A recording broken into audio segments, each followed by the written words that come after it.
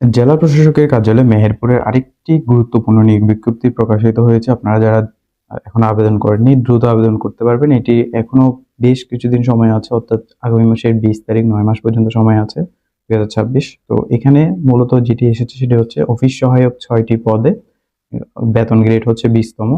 কোনো শিক্ষিত শিক্ষা বোর্ড হতে অনন্য দ্বিতীয় বা সমমানের জিপিএ সহ মাধ্যমিক স্কুল সার্টিফিকেট, অর্থাৎ শুধুমাত্র এসএসসি পরীক্ষায় উত্তীর্ণ হলেই এবং তফসিল 13 অনুযায়ী গ্রহীত পরীক্ষায় উত্তীর্ণ হলেই আপনারা এখানে এখানে চাকরি আবেদনটি করতে পারবেন। তো এখানে আপনারা দেখতে পাচ্ছেন, এখানে কিছু আবেদনের জন্য নির্দিষ্ট কিছু শর্ত আছে। প্রার্থীকে অবশ্যই জন্মসূত্রে বাংলাদেশী নাগরিক ও মেহেরপুর জেলার স্থায়ী বাসিন্দা হতে হবে। বিবাহিত মহিলা প্রার্থীদের ক্ষেত্রে স্বামীর স্থায়ী ঠিকানা উল্লেখ করতে হবে।